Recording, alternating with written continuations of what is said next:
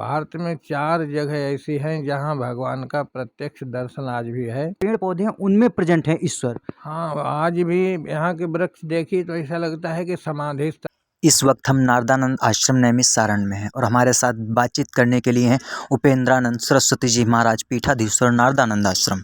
महाराज जी, इस समय हम नैमिष धाम में खड़े हैं और अगर आप संक्षिप्त में नैमिष के बारे में कोई बताया जाए, क्योंकि नैमिष क्षेत्र ऐसा बोला जाता है कि जिसका विश्व में एक अपना अलग ही महत्व है, अगर इसके बारे में आप कुछ प्रकाश डालें। नैमिषारण्य तो ऐसा है कि जब द्वापर का उत्तरार्ध आया, विराम पर आया, तो ऋषियों ने पूछा कि कलयुग आएगा, अनाचार पापाचार भ्रष्टाचार बहुत होगा, तो ऐसी स्थिति में हम कहाँ रहें, ब्रह्मा से पूछा। तो ब्रह्मा जी ने अपना मनोमय चक्र छोड़ा कि जहाँ ये गिरे वो भूमि तुम्हारे रहने योग्य है। तो वो चक्र नैमिषारण्य में आकर के गिरा और तब से यहाँ 88,000 ऋषि आज भी रहे। ऐसा नहीं कभी रहे, क्योंकि हमारे रामचरितमानस है, उसमें लिखा है कि बसई जहाँ मुनि सिद्ध समाजा। तो बसई शब्द प्रेजेंट काल है, ऐसा नहीं कि कभी रहे, आज भी रह रहे हैं। और भारत में 4 जगह ऐसी हैं जहाँ भगवान का प्रत्यक्ष दर्शन आज भी है।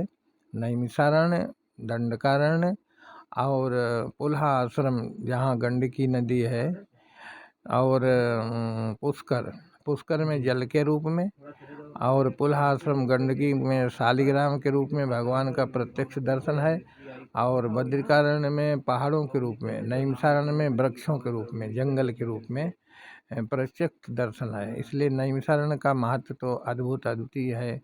और जहाँ 88,000 ऋषि आज भी रह रहे हैं, जहाँ दधीच ऋषि ने अपनी हड्डियों का दान किया, और जब जब आतंकवाद और असुरों का बाहुल्य होता था जी। तो कोई भी महात्मा ऋषि मुनि उनके खिलाफ बोल नहीं सकते थे, लेकिन दधीच ऋषि नैमिषारण्य क्षेत्र में, मिश्र क्षेत्र में दधीच ऋषि उनके खिलाफ मीटिंगें करते रहते थे, योजना बनाते रहते थे। जैसे आज महाराज जी, अगर कोई कार्यक्रम होता है तो लोग पूरा संगठन करते हैं, किसी भी जो धर्म विशेष के खिलाफ बोलता है तो संगठन के द्वारा, तो ये काम उस समय दधीच जी करते थे। हाँ, दधीच जी करते थे।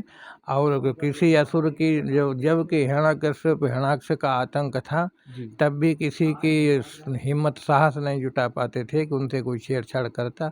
वो अपना काम करते रहते थे आसुरी शक्तियों के बीच में दधीच जी। तो यहाँ पे नैमिषारण्य क्षेत्र में, और महाराज जी सत्यनारायण कथा का भी यहाँ उल्लेख कुछ। हाँ, सत्यनारायण कथा यहीं से प्रारंभ हुई थी, नैमिषारण्य से। सत्यनारायण क्या, यहाँ तो 18 पुराण देखिए, सबसे पहले हर पुराण में लिखा जाएगा कि एकदा नैमिषारण्य, सबसे पहले नैमिषारण्य का नाम आएगा। हाँ, सूत शौनकादिक ऋषियों में नैमिषारण्य का ही नाम आता है हर पुराण में।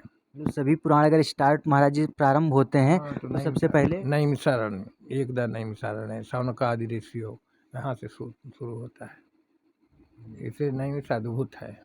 मतलब 88,000 ऋषि आज भी कहीं गए नहीं हैं। हाँ, और आरण्य, मतलब महाराज जी अगर यहाँ की जो लताएं हैं, हाँ। आपके हिसाब से तो उन लताओं में जो उसका आकर्षण है लताओं का, शायद इसलिए मतलब यहाँ के जो पेड़ पौधे हैं उनमें प्रेजेंट है ईश्वर। हाँ, आज भी यहाँ के वृक्ष देखिए तो ऐसा लगता है कि समाधिस्थ है। कहने से नहीं, खुद देखिए, अनुभव कीजिए, ऐसा लगता है समाधिस्थ है। तो यहाँ लता पताओं के रूप में ऋषि रह रहे हैं और भगवान इसी रूप में विराजमान है नैमिषारण्य में। ऐसा दिव्य नैमिषारण्य है। मतलब अगर कोई नैमिष आता है और वो वृक्षों की तरफ आकर्षित होकर वृक्षों को प्रणाम करता है, तो किसी न किसी ऋषि को ही प्रणाम कर रहा है। ऋषि को करता है, भगवान को प्रणाम करता है। हमारे गुरुदेव भगवान तो कहा करते थे, उस समय हम नहीं उनकी बात को समझ पाते थे, लेकिन जब पुराणों को देखा तब समझ में आया। गुरुदेव कहते थे कि वृक्षों की कोई एक टहनी काटता है तो हमारी अंगुली काटता है, ऐसा बोलते थे। वो कभी वृक्ष नहीं कटने देते थे कोई।